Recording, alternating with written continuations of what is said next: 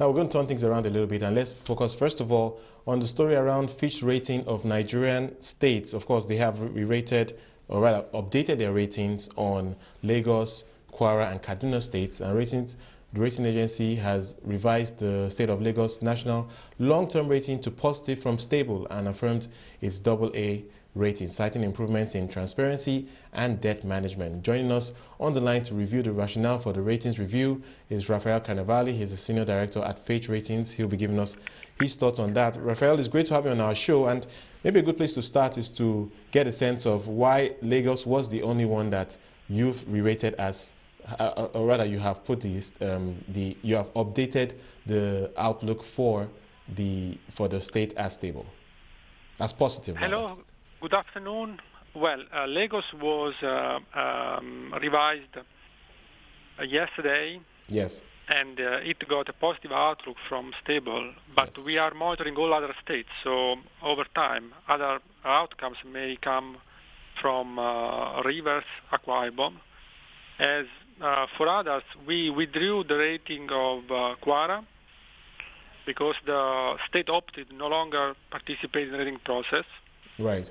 And for Kaduna, we affirmed the rating because they have been on a stable performance and declining debt. All right. So you obviously like a few things about Lagos State. I think there's a key focus on transparency and its debt management. Lagos State, of course, has been approaching the Nigerian capital markets recently to raise capital. I want to get your thoughts on the possibility, or if you like, maybe we can play with the idea of perhaps even accessing the international capital markets, considering the fact that they may just be able to get debt at lower rates. What's your thoughts on that point? Well, if they want to access the international capital markets, it's their choice. From our point of view, we can point out that the rating is improving a bit, and this is based on two main developments. One is the improving management transparency, and the second one is the budget performance, which we think will improve over time. As far as the transparency is concerned, we have been able to see more disclosure. For instance, now Lagos has quarterly reports available also sometimes on the internet, and this is a major development compared with when we started the rating in Lagos in 2009. Also, the state has switched from purely depending on bank loans, local bank overdrafts, to issuing bonds. And this helps the debt management in the sense that now Lagos has fixed repayment scheduled with the bond issues, longer maturities. There are bonds having 7 years of maturity, 5 years of maturity, and also there are monthly provisions into the debt reserve fund, which helps accumulate resources to pay the debt when it comes due. There's an expectation. There's an expectation that Lagos State would, at some point, begin to produce oil. Did you bring this into your evaluation at any point at all, or is this a pure play on the diversification of the economy and, of course, what they can raise from taxes? Sorry, you said oil? I wanted to get your thoughts on whether or not the prospect of Lagos becoming an oil producer was something you factored into this rating at all. Not at all, because as far as we know, Lagos has an economy which is pretty much based on commerce, not on oil.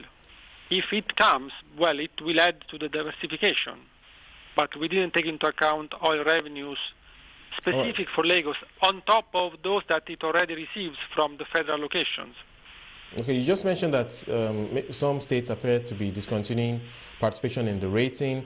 Clearly, Lagos stands out in Nigeria in terms of its diversification, the fact that it can get so much revenues from taxes. What would you say the other states have to learn from Lagos in terms of how it has positioned itself? Clearly, it's in a very good place given its history as a commercial nerve center of the country. But what else can the other states in Nigeria learn from the Lagos State project, if you like?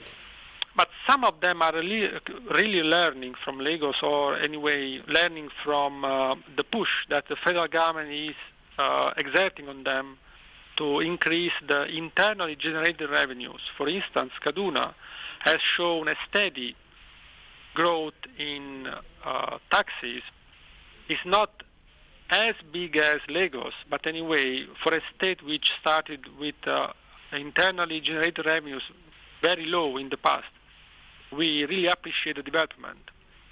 And then the other states that we cover, Akwa Ibom has a weaker economy, and therefore internally generated revenues roughly represent 10% of their annual income.